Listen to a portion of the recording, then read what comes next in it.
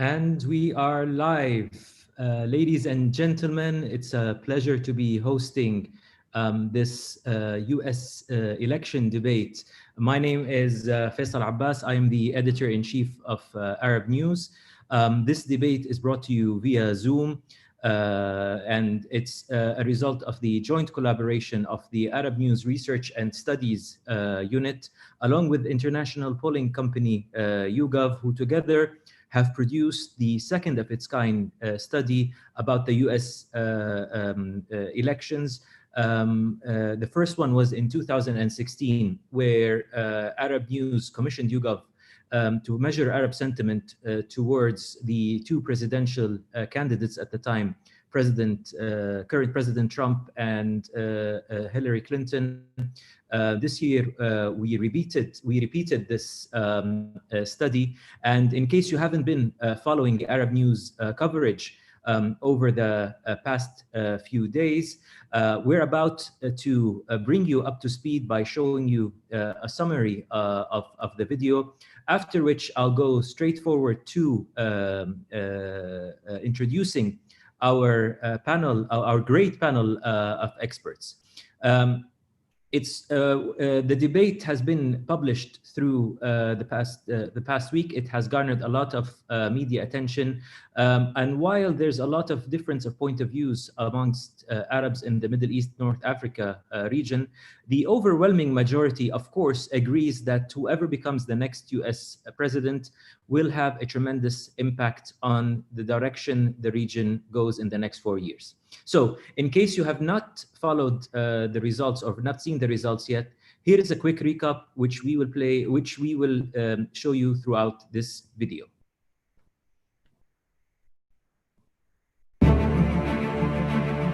The 2020 US election between the incumbent President Donald Trump and challenger former Vice President Joe Biden is one of the most keenly watched in modern history. But what's the potential impact on the Arab world, and more importantly, how do Arabs feel about it? An Arab News YouGov poll of over 3,000 Arabs sought to find out. The majority believe that neither candidate will necessarily be good for the region. Of the two contenders, Joe Biden is believed to be better for the Arab world by a significant margin.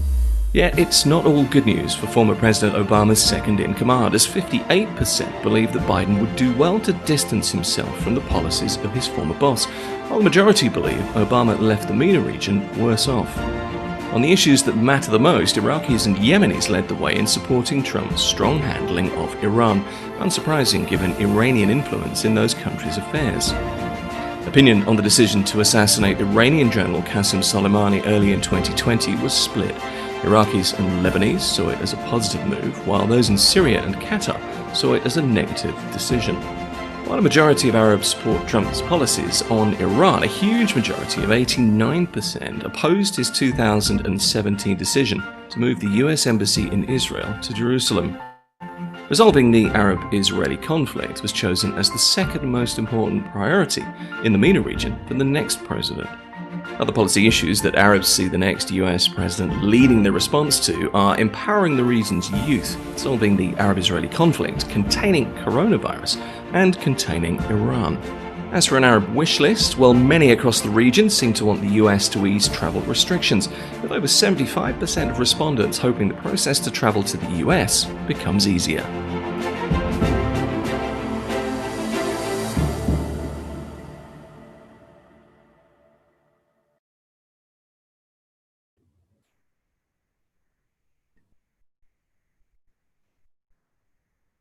Right. So that was a quick recap about the findings of our Arab News YouGov poll. What do Arabs want out of the US election 2020? Ladies and gentlemen, if you are just joining us, we are now live on Zoom, on the Arab News YouTube page, on the Arab News Facebook page, on the Arab News Twitter page, on the social media accounts of all our international editions, Arab News Japan, Arab News France, Arab News Pakistan, as well as the main Arab News website, arabnews.com. At this stage, I'm delighted to introduce my excellent panel for this evening. who will be dissecting the results of the YouGov study and explaining further what do they mean for the wider region and for the United States. We start with Dr. Dania Koleilat Khatib, who is an expert on Arab-US relations. She's an author based in the United Arab Emirates, who has published extensively about Arab-US relations. We also have with us Khalid Abdullah Janahi, the chairman of Vision 3, a member of the World Economic Forum community for a very long time now, and a columnist who is known for his controversial views, and we hope that he will be bringing some of them to the debate tonight. We also have with us the longest serving American diplomat in Iraq, Ali Khoderi, who is currently the CEO of Dragonman Ventures. Ali has played a huge role during the early 2000s. He has worked with a number of very high-profile American officials, including General Petraeus. He is also very well known for his criticism of the US administration's handling of the situation in Iraq. And last, certainly not least, we have a former ambassador, Robert Ford, who was last served as the ambassador of the United States to Syria. He was also the former deputy US ambassador to Iraq. And joining us also from our partners at YouGov, who we thank very much for helping us produce this study, is the research director who oversaw the study, Lara Al-Barazi. And with that, I conclude the introductions to our panelists tonight. Once again, if you are just joining us, we are delighted to have you with you. Our topic for the evening is discussing and dissecting the YouGov study findings of our 2020 poll, which sought to measure the sentiment and dig into the hearts of minds of over 3,000 Arabs in 18 Arab countries. With that, let me start with you, Lara. Ladies first, but also we need to set the record straight. You have worked with YouGov and in research for a long time. Could you please just give us a brief explanation? What's the margin of error in such studies? Hi, Faisal. Thank you for having me on the panel. If you allow me first to start by highlighting the importance of the data that we're discussing tonight. I mean, the collaboration that YouGov has with Arab News for the last few years has if it showed us, or I mean, basically taught us anything, is how scarce is the data in the region and how powerful it can be if used properly. I mean, the potential it has can range from being simply informative to helping shape the region's policies and strategies. I mean, as you mentioned, what we're discussing tonight are the findings of a survey that YouGov has conducted online using its proprietary online panel of more than 9 million panelists across the world. We covered 18 countries, Arab countries, and the sample was over 3,000 adults. The overall margin of error is 1.761. Across the whole sample, the overall level. Obviously, there was, in terms of methodology, the sample was weighted based on the age group distribution and the population distribution of the countries that we covered, and there was an equal weight that we applied for both men and women in the sample.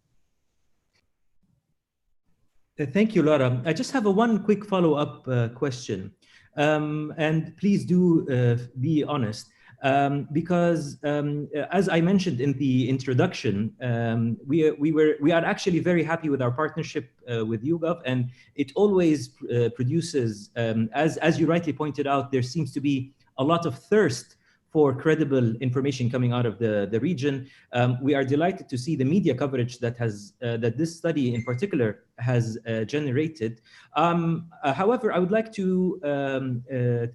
point to a recent article published 2 days ago by a good friend of mine and a dear colleague, a person who I respect very much at the BBC, Mr.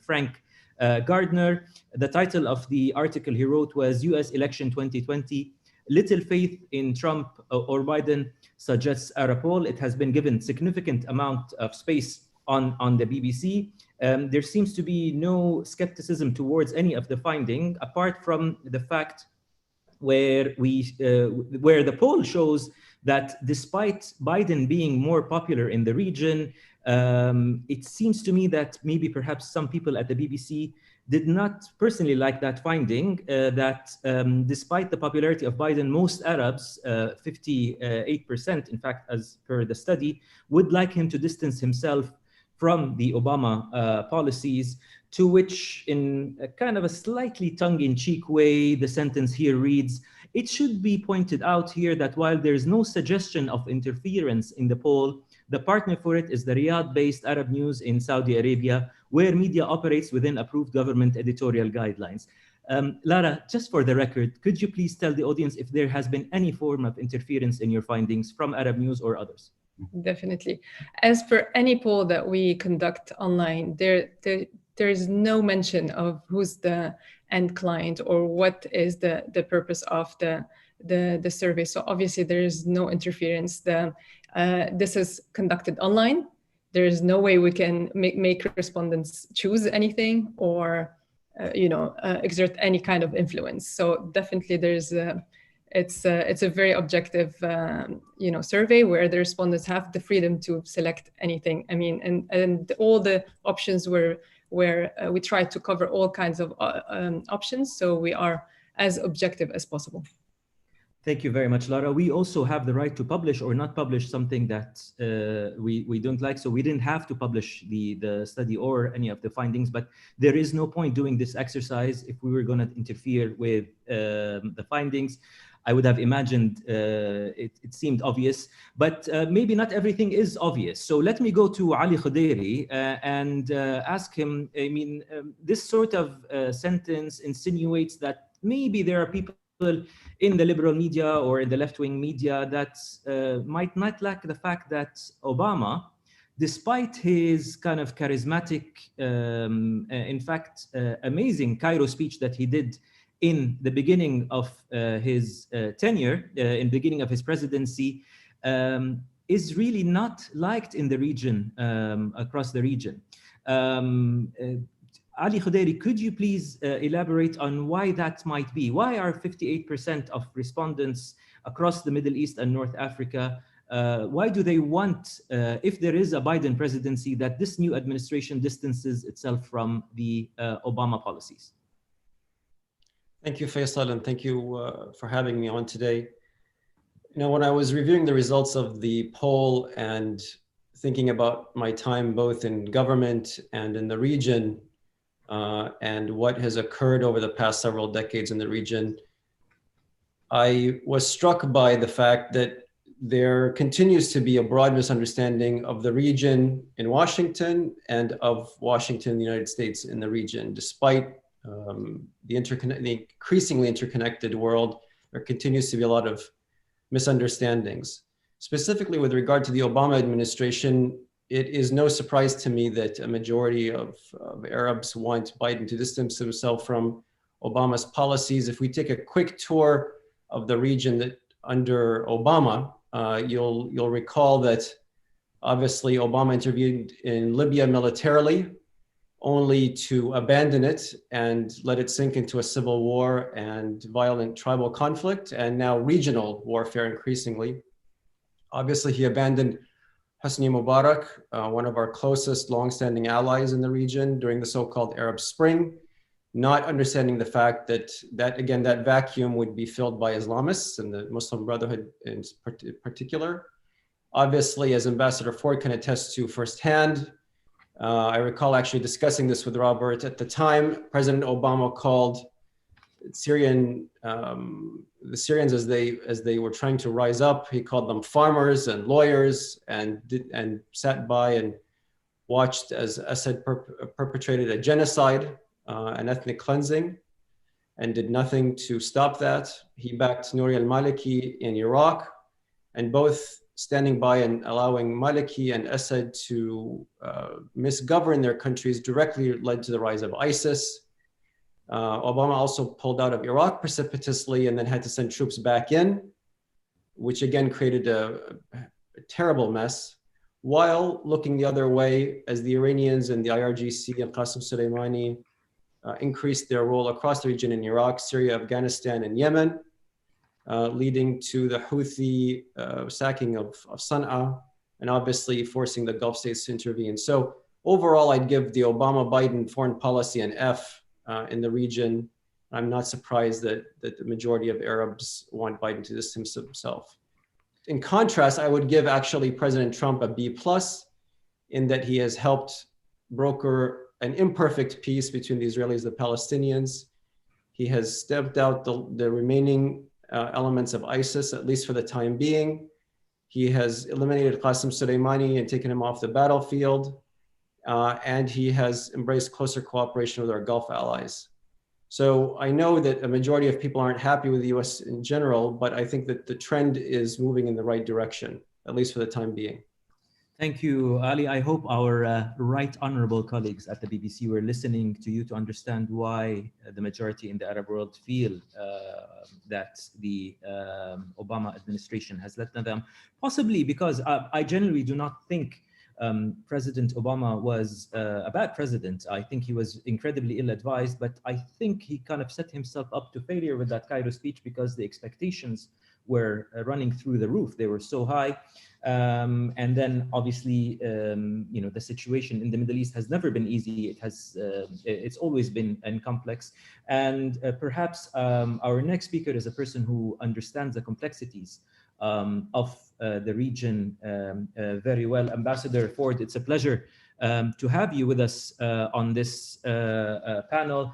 And I'm sure all our attendees and our followers on all our social media platforms and our readers are very keen to listen to what you have to say and experienced firsthand. So one of the findings was about President Obama, but of course, the poll itself and what's going to be determined is the next few days has nothing to do with President Obama. We are looking at a possible continuation of the Trump presidency or a new administration under President Biden, if that happens. The poll aside, what are your views, Ambassador? Who do you think might be better for the region, given your experience working in politics? Faisal, thank you for the question, and thank you for inviting me today. It's really a pleasure to be here on this distinguished panel. Two quick things I'll say about looking forward to what American policy will be in the Middle East and North Africa after the American election. I actually don't think there's going to be a huge difference in many ways between Donald Trump and Joe Biden, and here's why. Neither Ali nor I live in the Washington, D.C. area. We don't live in the American capital. I think Ali is in Texas, and I'm up in northeastern United States in the state of Maine. I think Ali would agree with me that most Americans don't care very much about the Middle East anymore. I don't know what you think, Ali. They're much more concerned about the economy. They're much more concerned about issues like the virus and healthcare. They're much more concerned about social divisions. They're concerned about immigration. The Middle East, which was very important politically in the United States 15 years ago, is much less so now. And so I don't think either President Trump or a President Biden will make the Middle East a big priority. What that means in concrete terms is that for the most part, America will be influential, certainly, in the Middle East, but it will not be decisive. It doesn't even want to be decisive. It does not want to spend the resources to be decisive. Both the Trump administration and the people around Joseph Biden think China is a bigger problem for American foreign policy than the Middle East is. This is very different from 15 years ago or 20 years ago. This is not the time of George Herbert Walker Bush. This is not the time of George Bush the son. Now in 2020, it's a different America. What that also means is that fewer American resources, military, economic assistance funding, fewer American resources will go to the Middle East and North Africa as well. I'm not saying the Americans are going to leave the Middle East. Obviously, they won't. But I think what we see, for example, the models in Syria, where there are about 600 American soldiers in one part of the country. It's not expensive, and it's not a big war. It's a relatively small military operation. Iraq's not so different. Yemen, also not so different, special operations forces and drones. That's kind of the model for the future American relationship in the Middle East. I personally have huge problems with that. I don't agree with it, but that's what Washington's thinking is on both the Trump side and the Biden side. If you're looking for the Americans to solve the Palestinian conflict with Israel, don't get your hopes up, not for Biden and not for Trump. Don't get your hopes up. I hope we have a chance to talk a little bit more about the Palestinian-Israeli conflict and the two administrations. So we certainly will, Ambassador, and thank you for that insight. Perhaps that correlates well with one of the findings which are kind of perhaps not many people are paying attention to, because most of the people who reported on our coverage focused on the fact that Biden was a bit more popular, or a lot more popular than Trump, but people forgot that the majority of Arabs actually 49% think neither candidates are necessarily good for the region. And this is where I would like to bring in Khalid Janahi. Khalid, you're from Bahrain. Your country just signed a peace deal with, a peace treaty with Israel. And you heard what Ambassador Ford just said. We know that the majority of Arabs, as I just said, 49%, think neither candidates are good for the region. And the ambassador is saying that perhaps, at least from the way he sees it, neither candidates are really perhaps that interested to be more engaged in the region. Does that possibility concern you, Khalid? Would you like to see more or less US involvement in the region? Thank you very much, Faisal. Thank you for not saying be honest, please. So I'm going to try my best. I'm not an American, but I would like to echo what Robert just said, and especially for all the Arabs who are listening. I think that's the reality, and we got to face the reality. That's been the reality since the Obama days. It's been very, very clear that US policy, the way it's going, is going to be looking towards China, towards the Asia, rather than spending all its time in this beautiful part of the world called Middle East. Don't forget, we have $21 trillion worth of debt in the United States, soon going to be around $25 trillion. These are the things that the American people are interested in to look at and deal with, and Washington has to deal with that. So these are issues in the hands of Washington to handle. But there's one, if you allow me, there is one question which I was surprised was a pertinent question to be raised actually in the survey, and that would have been, what would the people in the leadership position, okay, in the regimes that you live in, whichever country it was, would go for? I think the answer would have been actually Trump. So you have that the people would think that the governments want Trump, whilst the people want Biden. I think that's the way it is. But the reality is, regardless what happens, if it's Biden or Trump, does not make a difference from a Middle East perspective. Except there are issues such as that, and Robert Ford has been involved in this in his days that he was back, that whenever there was a blatant human rights sort of bad thing happening by the governments in the Arab world, there was at least behind closed doors nudge by the diplomats telling the government, saying, please don't do this. I think with Trump, that actually has been the other way around. Do whatever you want to do with your people. I don't give a damn. I don't care. It's US first, and I don't care what you do with your people. I think that is one factor that people should put in the back of their mind, and that's why the leaders in the Arab world would love to have Trump back. Is going to be that. Now, you raised the question of the peace. I think, I don't want to call it peace. I would like to call it actually formalizing normalization. This has been a normal thing for the past 15, 16 years between certain countries, Bahrain's being one, UAE is the other, in terms of the Israeli relationship. So just basically formalizing it. And it's basically adding to ticking the box for Trump and Jared Kushner that something has happened before the elections happened. So I would take it, actually, it's a red herring rather than anything else. So the main factor that I would look at, and I liked that response which came out, which was purely from people looking at Iran. They're not actually looking at what I would call some Trumpians, some Arab leadership would like the people to have, is basically shifting the Israeli factor as the bad enemy guy, which for the past 70 years, we've been told as Arabs that these are the bad guys, these are the reason why we're not having reforms inside, that's why we're not advancing, shifting that to the new axis of evil, which is Turkey, Iran, and the Muslim Brotherhood. I think that is a dream which is not going to last too long, because that is going to be a short-sighted thing from everybody who thinks that's going to be the case. So I think that needs to be looked at very, very carefully.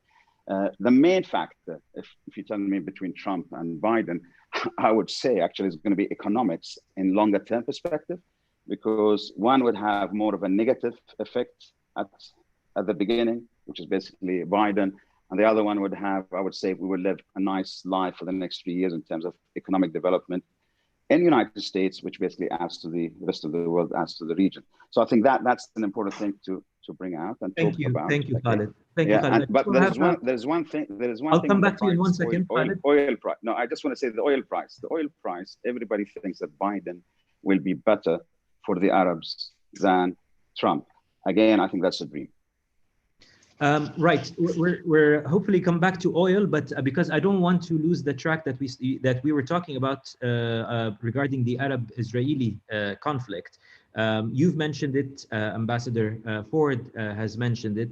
The study actually, and I would like to direct this question to Dania.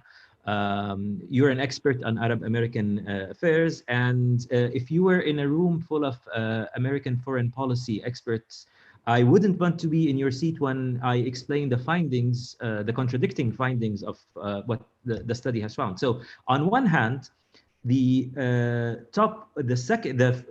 second priority that most Arabs would like the next US president to focus on is solving the Arab-Israeli conflict. That's the second priority. The first one being the empowering Arab young people. So quite high up. At the same time, the majority of Arabs do not want more US involvement in trying to solve the Palestinian-Israeli conflict. A lot of Arabs think the US is not a fair mediator. How can we have it both ways, Dania? And what do these findings mean to you? Dania, you are muted. If you can unmute yourself, please. Good evening, Faisal, and thank you very much for inviting me to take part in this wonderful panel. That's for sure, because the US has always been taking side with Israel, and that's a general perception across all Arabs. So that's why they don't look at the US as a honest broker. If you ask Arabs, probably they would prefer if the EU plays a larger role, or the UN plays a larger role. At the same time, they know, so this is a contradiction. You know that the US is biased toward Israel, but at the same time, you know that the US is a superpower and you need them to have a solution. So how can I solve this dilemma? So how can I solve this dilemma? Well, something like, the poll that we have. And I'm here, I want to go to somewhere else, to the Arab countries and the US policy. And Arab countries have sometimes tried to distance themselves from US policy because US policy have not been very popular among the Arab people, especially when it comes to the Israel issue. So when you have something like this poll, where you go and show the American administration, listen, it's better for you to take this decision because this is what Arab people think. And this is how we can have better relation, and you can have a better image, and you can have better influence. And this is, I think, one way you can convince the US by having fact-based, discussions, by having polls like this and more in-depth research. This is one way. And also you need to lobby. We don't have a strong Arab lobby in the US, unfortunately. So this is where you can lobby and you can convince the US administration to have a more balanced approach towards the Arab-Israeli conflict. But Tanya, how can we lobby if we cannot get our story straight? How can we lobby if, and according to the poll, on one hand, we want the next US president it's the second priority to solve this conflict, yes. But at the same time, we don't want the US to interfere. And also very interesting, I don't know if you noticed this in the study, but the majority of Arab countries, including Palestinians abroad, don't want a bigger US role.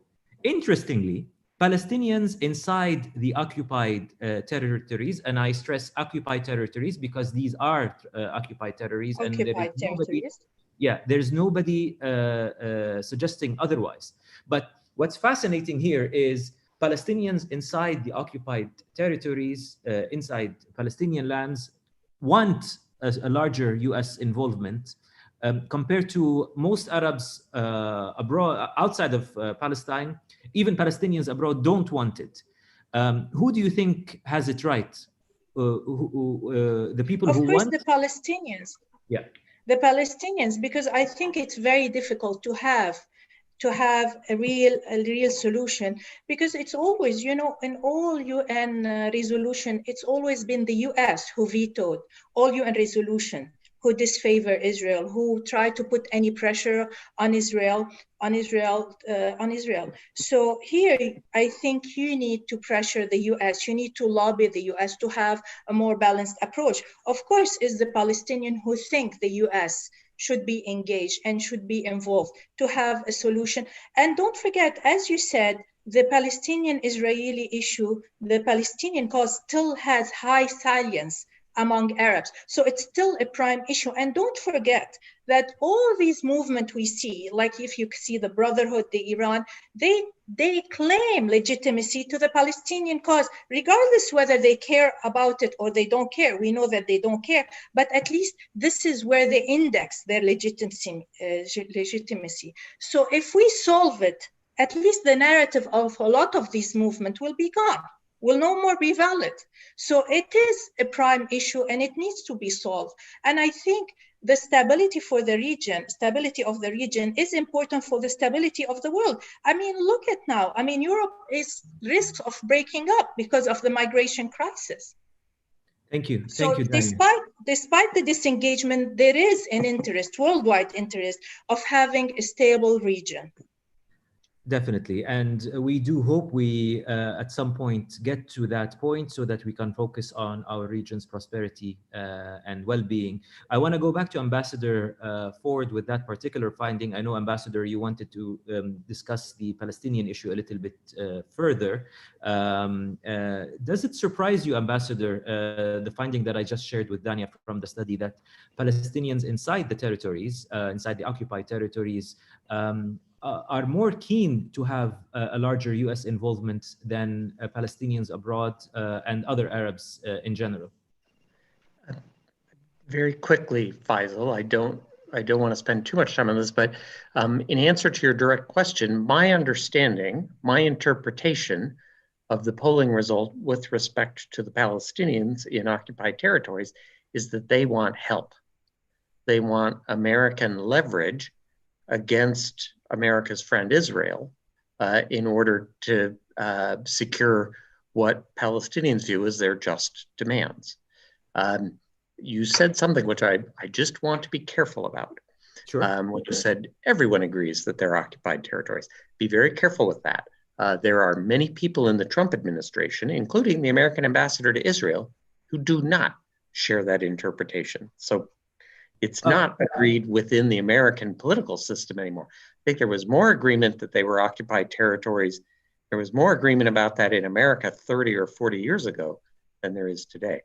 But Well, there's one point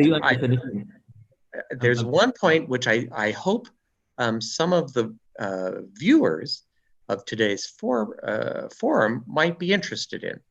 Within the American Democratic Party, there is an emerging division. There is an emerging split. Younger people in the American Democratic Party more and more think that Israel is wrong in the Palestinian-Israel dispute. And more they support the Palestinian goals to rid themselves of the Israeli occupation and the settlements, and for the Israelis to return to something closer to the 1967 borders. Not all of the Democratic Party is there yet, and certainly Joe Biden, I don't think is there yet. Joe Biden has said, for example, he would not use American aid as a tool to pressure Israel. But there is going to be a division in an American administration led by Joe Biden's between the younger people who are more to the left, think of Bernie Sanders, and some of the more traditional Democrats, Joe Biden. Viewers who are interested in this emerging split inside the American Democratic Party, I strongly recommend they Google Pew Research, P like Pepsi, EW, Pew Research, and just Google American Democratic Party support for Israel. And you can see some of the polls which the Pew Research organization has done, and they're very clear about this emerging division within the Democratic Party. And Bernie Sanders, who supports the boycott and divest effort against Israel, Bernie Sanders is a clear indication of that.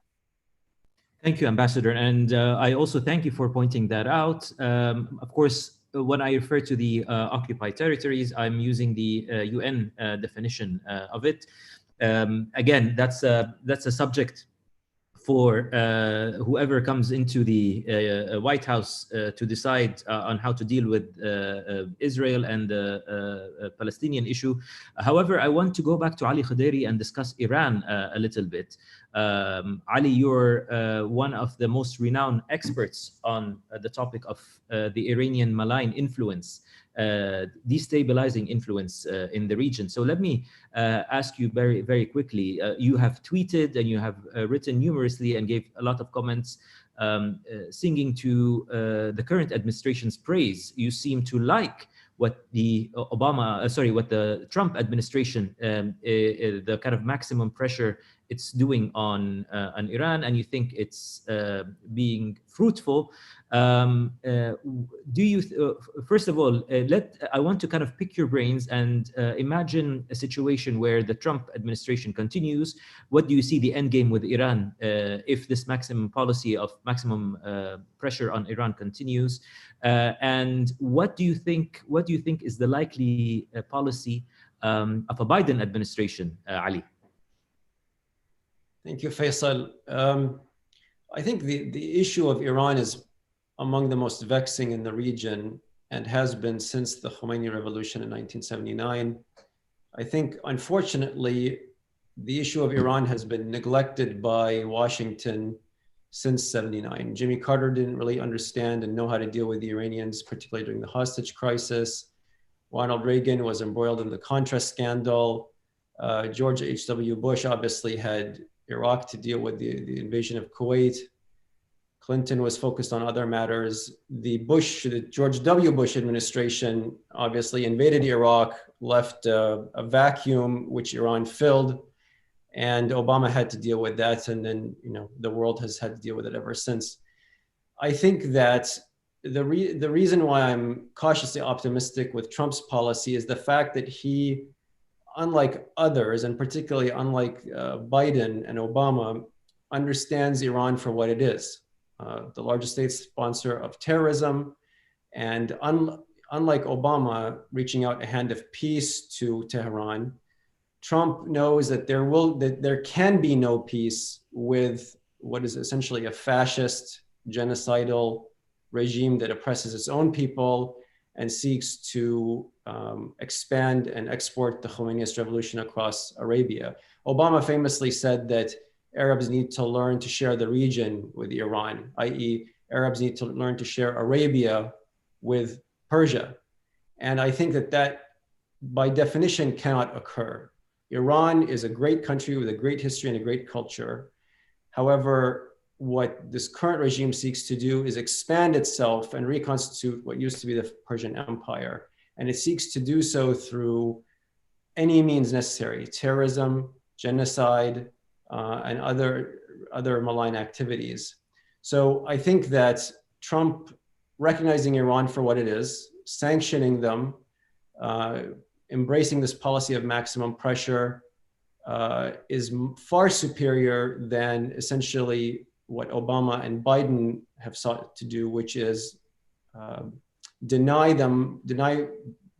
in denial of what they are and deal with them as you wish they were, as opposed to what they actually are. I think if Biden were to come into office, they would try to reconstitute the JCPOA, and sanctions would be eased, and it would give the Iranian regime another lifeline, economically, politically, and otherwise, to continue to try to dominate the region. And I think that would... Why is that a bad thing, Ali? Why is that, for some people who don't understand the politics of the region, why is giving the Iranian regime a lifeline necessarily a bad thing?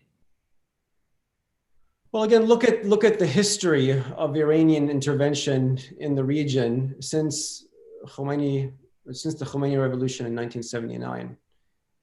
They seized the US Embassy in Tehran and held the hostages for 444 days. They blew up Khobar Towers and killed dozens, more than 100 Americans.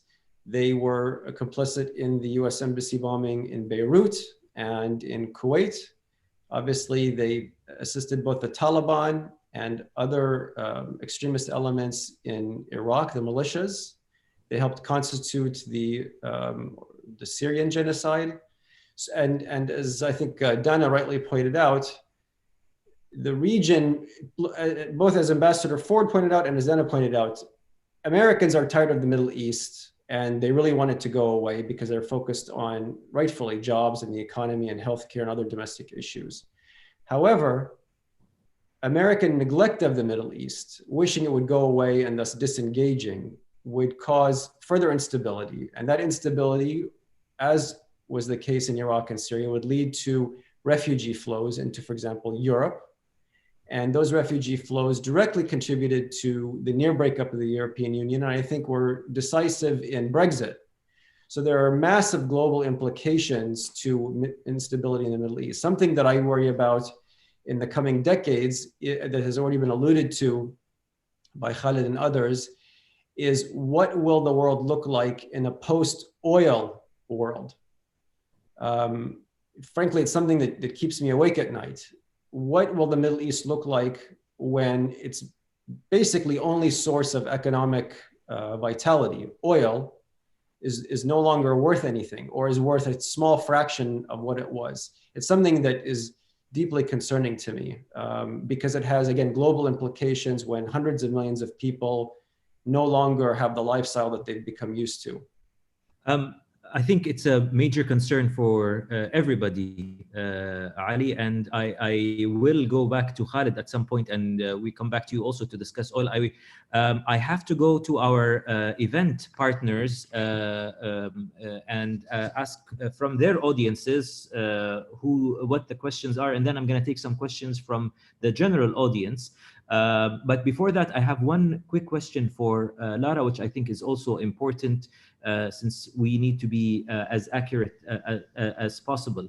Lara, when YouGov conducts such studies, by default, because it's online polling, you are looking at people with internet connection who have access to email and obviously are literate. Does that create in any form a bias in terms of the findings of such studies? I would like to hear from Lara before we go to our facilitators. I mean, obviously, this has came up a few times as a a negative point for online polling, but online has been tremendously popular right now, especially nowadays, and the online reach has been increasing tremendously. Obviously, any kind of survey or any sample would have cannot reach everyone. So what we're trying to do with our sample online is try to have as close as possible of a representation of the population, whether by age, whether by income groups, whether by gender, as much as possible to mirror what is on the ground.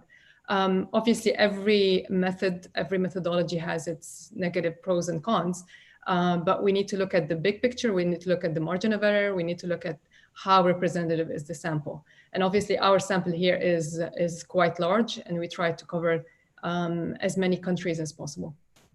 Thank you, Lara. Right, now it's the time in the debate where, first of all, I thank our event partners, Wayne State University, the Center for Media and Peace Initiatives, and New Stock, Florida.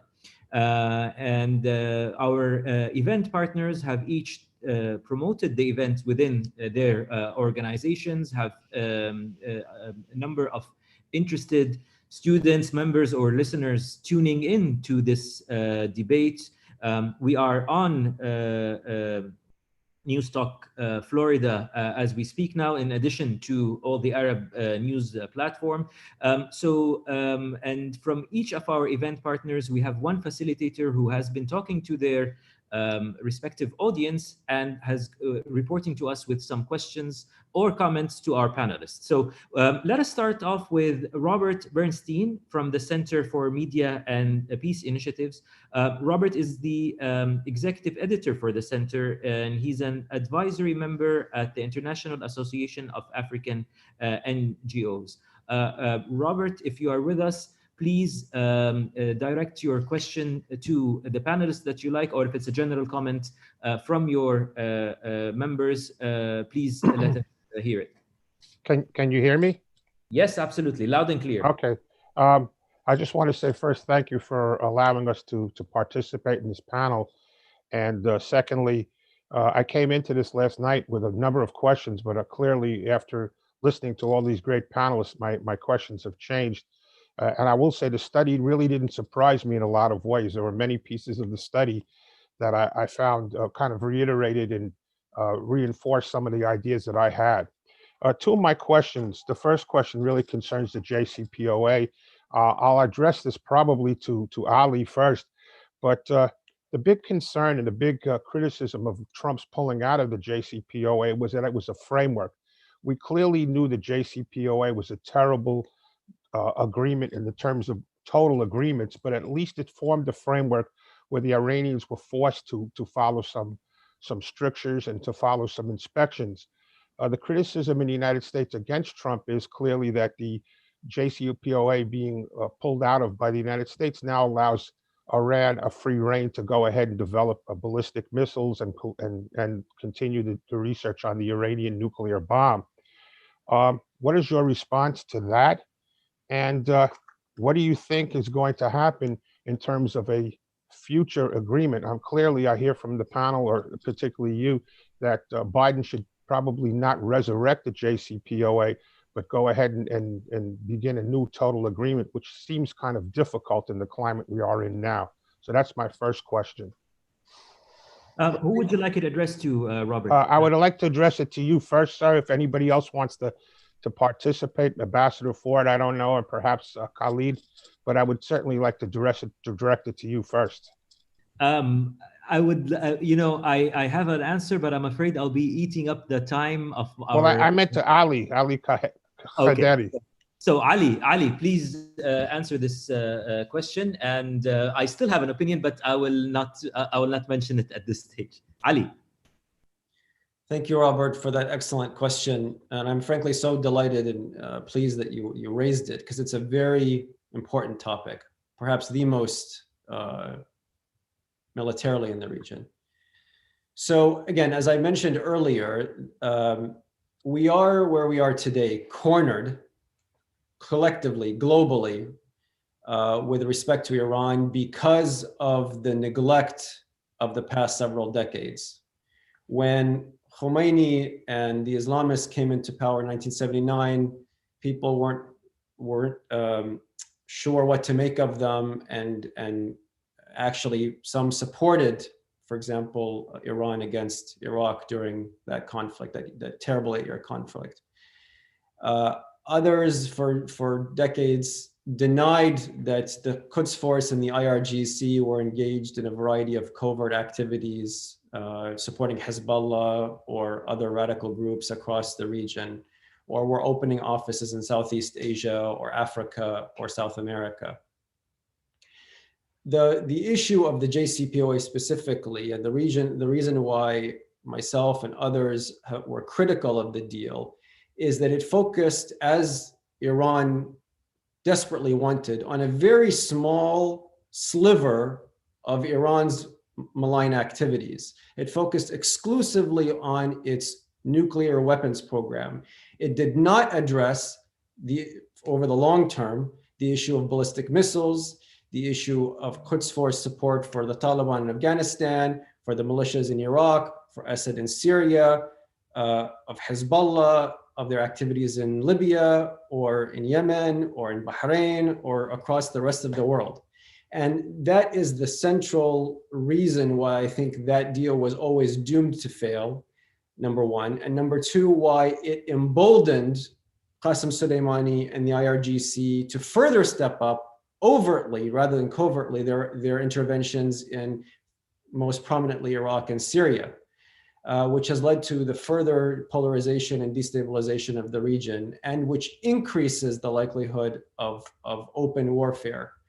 And so that is why I think, again, I praise President Trump for seeing the deal for what it was, which is deeply and fundamentally flawed, and why I am concerned that if Biden is elected, why he would try to, again, resurrect a deal that is fundamentally does not address Iran's very savvy and yet very evil foreign policy, which is again seeking to very patiently export its influence and dominance over the entire region. And once it has done so, either they resurrect their nuclear weapons program, having advanced their ballistic missile program progressively year after year, or they don't need a nuclear deterrent anymore because they have de facto control over the region, which has increasingly been the case, as you see in parts of in Herat in Western Afghanistan, across all of Iraq, where it's now widely agreed that Iran is the most dominant player, and its militias have taken control over much of the political process. Syria is self-evident, and Lebanon is self-evident with Hezbollah. Thank you, Ali. I believe the Trump quote on the Iran deal was that he described it as the worst, horrible, laughable deal ever. And on that note, I would like to go to our second event partner facilitator, who is Saeed Khan from the Wayne State University. Saeed is a lecturer at the university and founded the Center of the Study of the Transatlantic Diasporas. He has been a consultant on Islamic and Middle East affairs for the BBC and the CBC, and has served as consultant to the US Arab Economic Forum. Saeed, if you can hear us, we'd love to hear what the faculty or the students have to say about the findings of the debate, or if you have a question to one of the panelists. Thank you, Faisal, and thank you, YouGov. Thank you, Arab News, for really a wonderful survey. I'm also Director of Global Studies at Wayne State, and so I'll be speaking in that capacity. My students and I have discussed the issue of not only obviously the elections, but the disengagement, it seems, of the United States under the Trump administration. And I thought that the poll was very trenchant in showing that a majority of those surveyed don't have much confidence in either presidential candidate. But I'd like to go ahead and ask on the heels of Mr. Bernstein's question regarding the JCPOA. 83% of those surveyed said that there's no impact or it's made the region less safe. 67% are inclined to a renegotiation or a revival of JCPOA under a President Biden. I want to know if how the panelists see the withdrawal from JCPOA is actually giving an opportunity for other players, particularly China, with the development of the Belt and Road Initiative, $400 billion in investment over 25 years in Iran, heavy investment with Turkey along the way. How then they see this geopolitical shift and whether or not the withdrawal from the JCPOA essentially has put these non-Arab countries in the area more into the sphere of influence of China and how that will affect the region. Thank you, Saeed, for a fascinating question. Before we hear the answer to that, I would like to direct everybody's attention that due to popular demand, we have an overwhelming number of questions from the participants on the Q&A function. We have not forgotten you. So if you don't mind, we're going to extend 15 more minutes the debate to make sure we get, I cannot promise everybody to have, because we do have a lot of questions, so I cannot promise everybody that all the questions are going to be asked or answered, but we will extend for 15 more minutes. Saeed, did you want to have a specific panelist answer your question, or shall I pass it on? You're free to pass it on if you like, Faisal, but perhaps Ambassador Ford, who did mention China, might be most apt to respond. Absolutely. Ambassador, the floor is yours. Thank you, Saeed. You're down in Florida. We're all wondering what's going to happen there next week. So it is inevitable that Chinese influence in the Middle East and North Africa will grow. China's economy has increased enormously in size over the last 3 decades. And Chinese foreign policy with that has also become more assertive. I think that's natural in any international relations system. And I don't even think it has to necessarily be threatening, although it could be threatening. Because the Chinese economy has grown so much, it is not surprisingly undertaking more ambitious projects now into Central Asia and eventually into the Middle East. And we shouldn't forget that China maintains a small military presence in Djibouti and has even involved itself in patrols in the Indian Ocean off the coast of Oman, the Sea of Oman. So I think it will grow in coming years. I don't find that necessarily particularly threatening. I don't think China's goal is to shut off access to world energy supplies, petroleum exports coming through the Straits of Hormuz. I don't think that's the Chinese intention. And of course, that's always been the #1 American national security concern with respect to the Persian Gulf region. So I don't think China necessarily threatens the United States that way. As I said, I view that over time, America becomes not decisive in the Middle East. It remains influential, but not decisive. And #1, I think and I hope people in the region will take more and more control of their affairs. Certainly, we don't want the American military making decisions like that. And second, other regional and international states will have a greater role.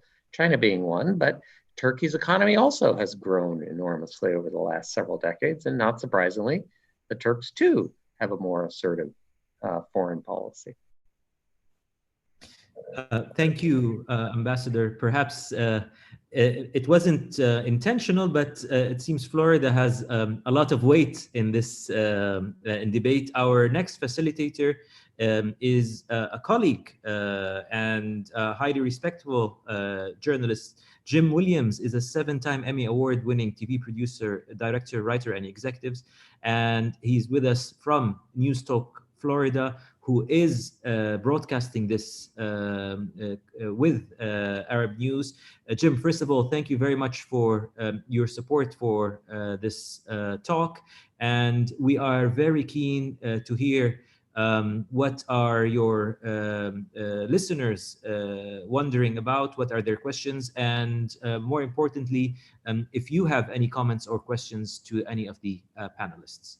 Yeah, Faisal, I'd like to thank you and the entire panel. It's been a fascinating discussion.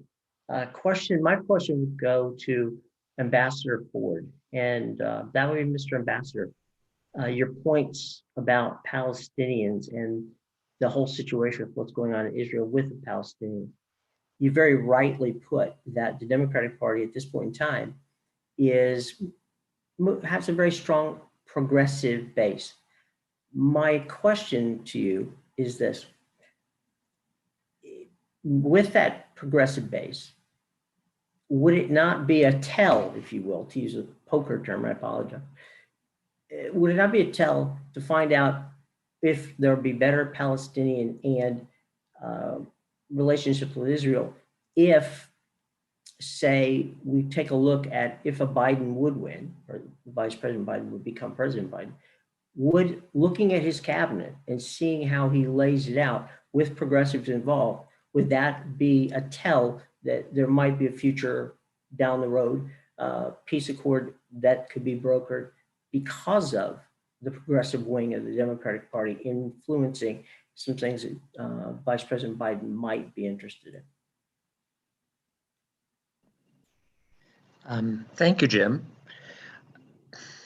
I think I spent too long in the United States government service, 30 years, and those 30 years have made me a little crazy. I actually would not look at the cabinet appointments because the priorities, I think, for a Biden foreign policy are going to be more about China, more about Europe and NATO, and probably even climate change, possibly even Latin America and immigration issues before the Middle East. The Middle East will be way down the list.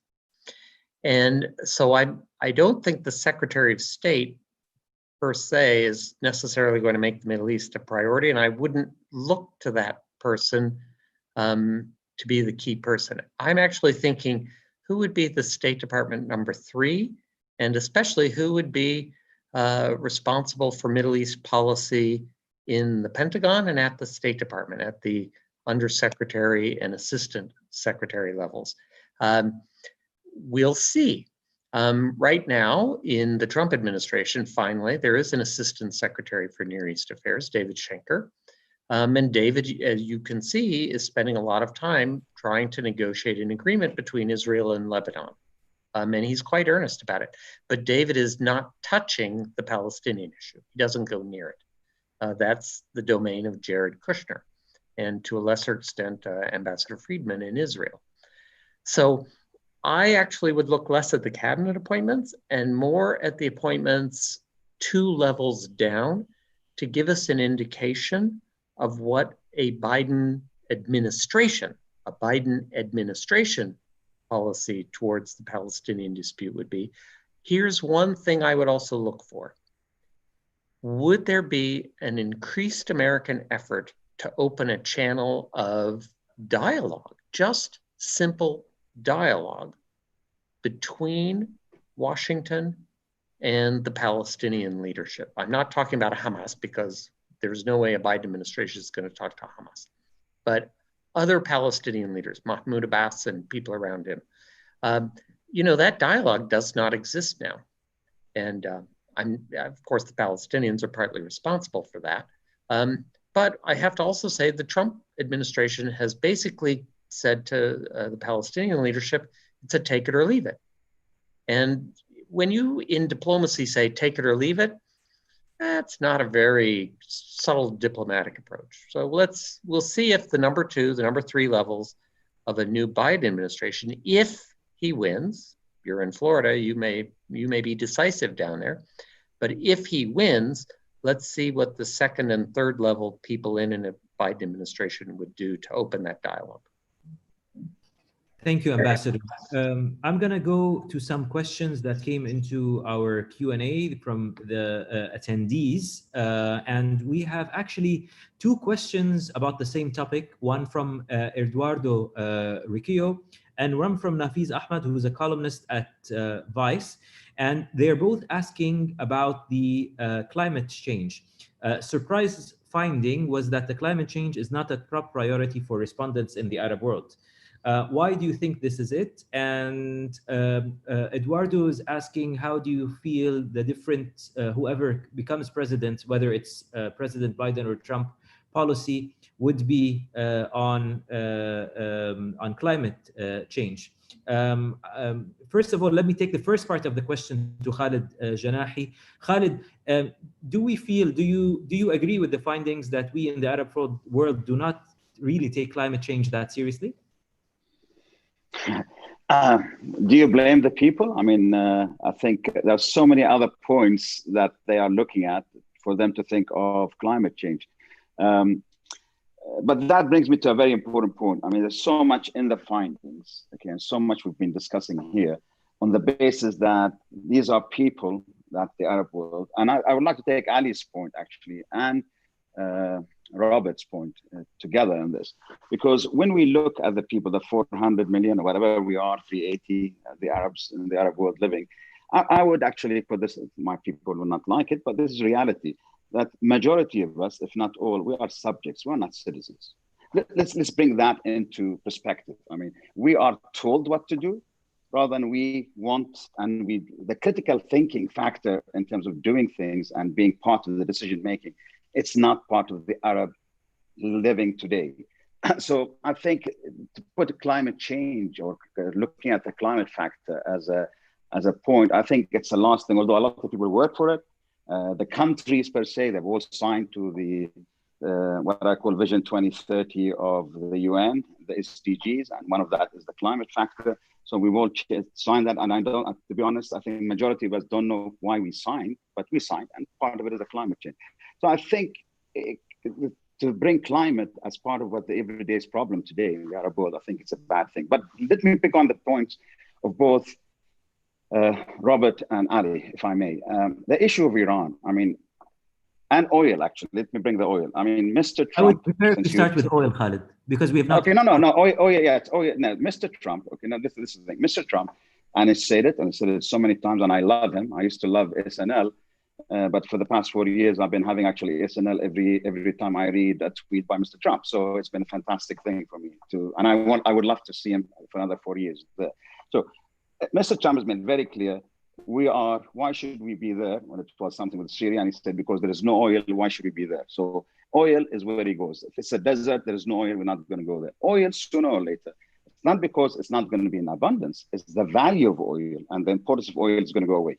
That's going to happen sooner or later. So the question which brings itself up from a pure Arab street perspective, why on earth we don't push our leadership, per se, to sit across the table with the Iranians and with the Turks and others and to actually get a deal for ourselves in terms of sustainable future? Because it's all about, from what I hear from Ali, is security is going to bring stability, is going to bring sustainability. For God's sake, for 30 years, I've been living in this part of the world.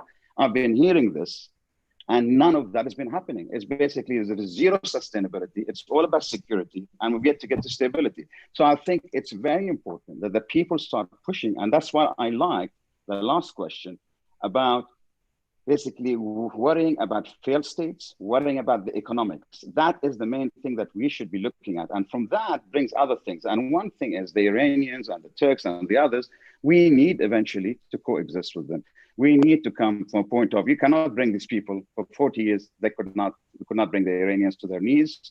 And as Robert said it, and said it very, very well in terms of China. I mean, one thing is the China factor. The Iranians know, okay, that US, if it's Biden or if it's Trump, it's a fourth thing down the street in terms of the importance of the Middle East as far as the foreign policy is concerned. And the Iranians know this, and they were going to play with that. They're going to survive, and one day they'll come back, and we will pay the price much more than we're paying today. So I think it is something that I would like to see, that we as Arabs actually take a decision for ourselves rather than relying on the United States or relying on anybody else to take decisions for us. So and I think Robert alluded towards that in a very nice diplomatic way, about the people of the region have to be part and parcel of this. So we need to step up and do something about it. There's a price to pay. We got to pay a price. We talk about reforms. There's so much of reform talk, but reality is a reformer who talks about reform should pay the price before anybody else pays the price. And I do not see that I have to go to Dania. I have to go to Dania. Dania, we have a question from Jonathan Spencer. Sorry, I'm going to have to ask the questions quickly. And if you can kindly give me quick, sharp answers, just to make sure we try to answer as many questions as possible. We have 5 minutes to go. So Dania, Jonathan Spencer, we see an escalation in violence and mistrusts in France, which is now growing in the wider world. Do you think this kind of antagonism affects US-Arab relations too? If so, why? And if not, why not? Yes, it does affect this antagonism. And now in the whole world, you have race problem. You have these riots and race problem. And this problem of Islam that has been instigated, the problem is world leaders are politicizing religion. This is very bad. I think we should adopt a more moderate narrative. I just think here, spiritual leaders, faith-based organizations should step up and push for a moderate discourse, because violence begets violence. You know, it started with Macron having this whole statement about Islam being in crisis. And then you had the killing. You had the decapitation of then you had again the big poster of Charlie Hebdo. Then you had another killing. So it seems endless. And now you have groups forming in France, that extreme right groups, that they want to defend their country against Muslims. So where does it end? It doesn't end. Got it. So we have another question from Hassan Abdin, political advisor to the OIC at the International Court of Justice. Ali, this question is for you. Donald Trump has emphasized an America First approach, which has seen America withdraw from ideological leadership of the world, soft power, and emphasize its hard power. Does this affect how people think about democracy, human rights, and rule of law? Certainly. I mean, I think that President Trump could have been better served by toning down his rhetoric a bit.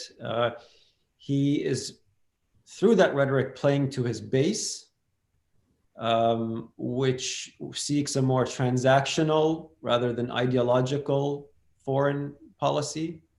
But again, after the ideological interventions of George W. Bush and the interventions or non-interventions of Obama, that is what helped get President Trump elected in the first place. Americans, again, are tired of global interventions. There has been a general trend toward more isolationism. And that in itself is, of course, dangerous, because that's what helped precipitate 2 world wars. So it's a very difficult balance for anyone who has not been in government. People think that there's a magic solution, or somebody sitting in the White House Situation Room has magic solutions, or all the answers, or all the knowledge. And as Ambassador Ford can attest, we very rarely had anything close to a complete picture, and we certainly never had easy solutions to any of the issues that we had to address. What I personally have always dreamed of, lusted after, is being able to work with a team led by somebody like President George H.W. Bush, with a truly outstanding supporting cast like Jim Baker and Brent Scowcroft and Colin Powell and Dick Cheney, realists who saw the world for what it was and knew the limits of American power, as opposed to chasing after what they wished the world was, which is what we saw in administrations after. And I have a quick follow-up question from on the same topic from Claudia Stahl, who's China Bureau Chief, Swiss TV. She's asking you, has this America First policy that Donald Trump has taken made the US position in the Middle East stronger or weaker? Ali. I think it's a mixed bag.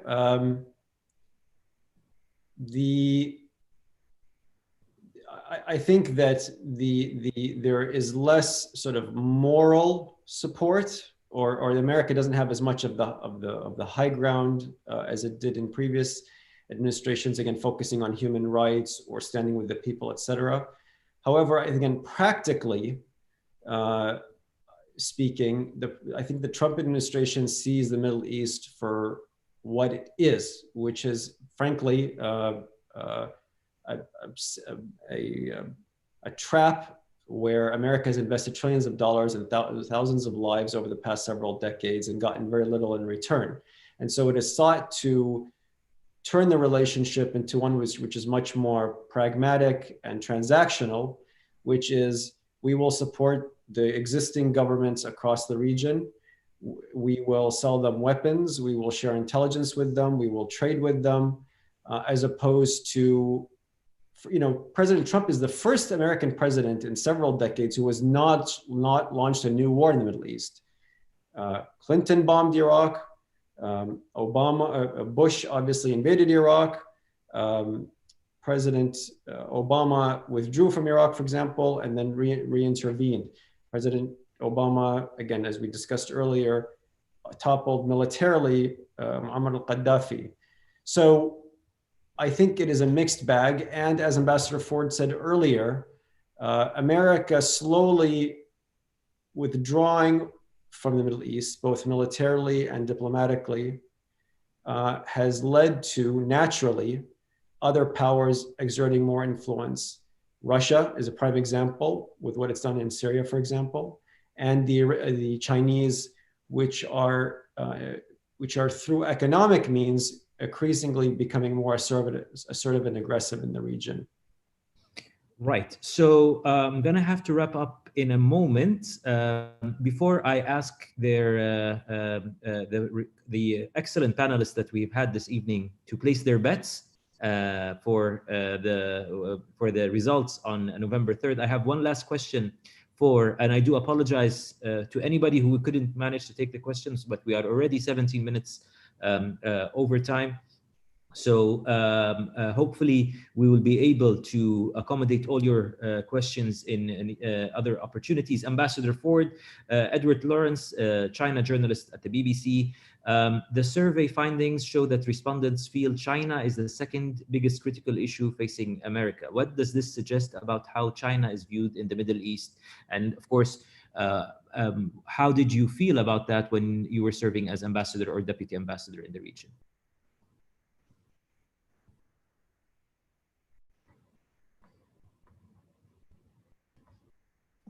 Sorry, very quickly. I don't think what people in the Middle East and North Africa region believe or perceive about believe or perceive about China should follow what Americans think about China. The relationship between people in the Middle East and North Africa with China necessarily will be different from the way Americans interact with China, economically, militarily, socially even. So we have huge trade, and I teach at Yale University, and about a third of the students at Yale University are from China. So we don't have something like that in the Middle East and North Africa. So I think, Khaled, I hope you'll agree, people in the region need to decide what their relationship with China should be. But I think it's really important for people watching this forum to understand that China dominates questions about American global strategy going into the next several decades. The China question dominates.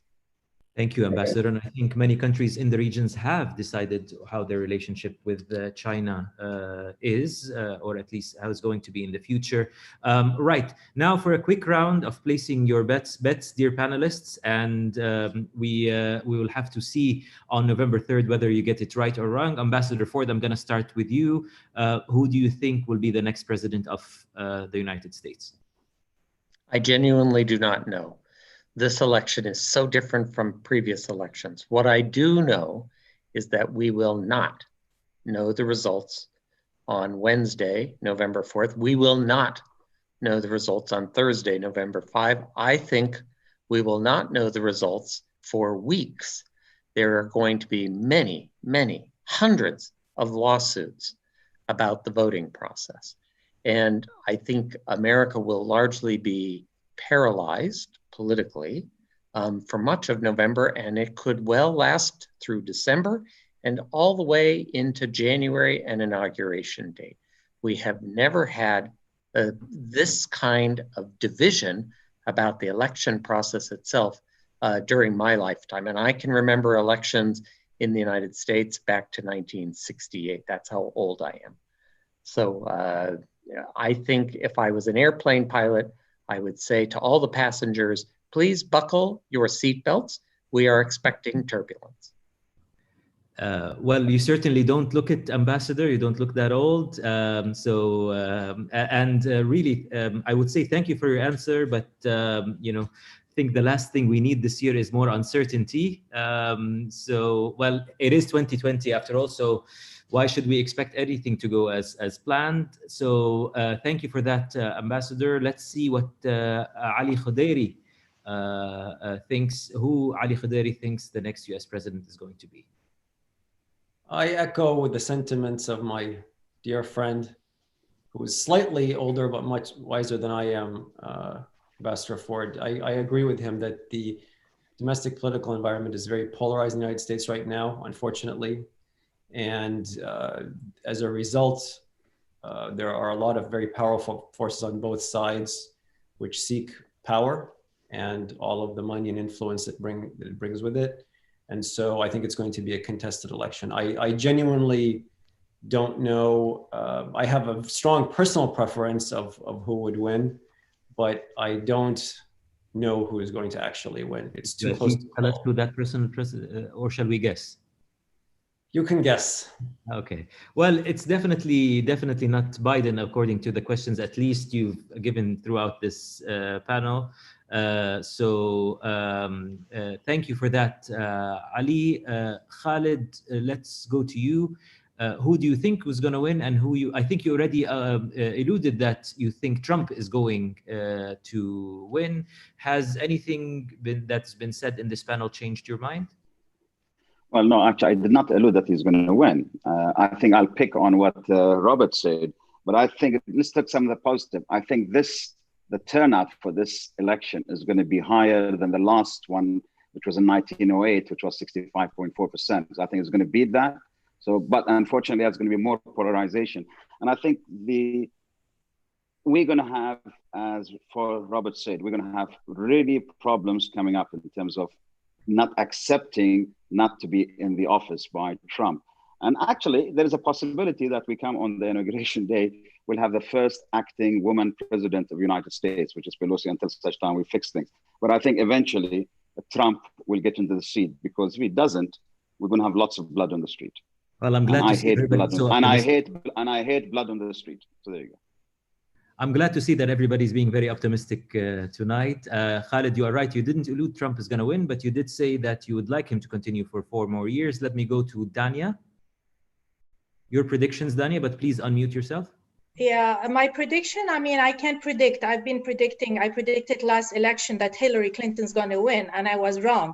But if you see all the indicators, so now I can't really predict, but if you follow all the indicator favor Biden. But again, you never know. But I agree with my 3 panelists that I hope it's only be a contested, as Robert said, there will be lawsuit. I think there will be blood, and there will be clashes, whoever wins, because there is a lot of polarization. And you see the militias, whether Antifa or the Proud Boys, are organizing on both sides. So we hope it will pass with minimum damage. Right. Thank Well, again, another optimistic panelist. Let me go to Lara. Hopefully, Lara will give us something to be cheerful about and end our debate. Lara, your thoughts? Based on the polls that I've seen so far, I mean, I think Biden will win with a. It's going to be very close though, and not sure how people will react. So hopefully, it's going to be peaceful. No bloods on the streets. This is hopefully saying hopefully, but yeah, it doesn't look very nice there. Well, at least that is the most optimistic kind of view we've had so far. Ladies and gentlemen, thank you so much for being with us. I would like you to join me in thanking our excellent panel that has, for the past hour and 25 minutes, dissected and discussed the findings of the Arab News YouGov election 2020, What Do Arabs Want poll.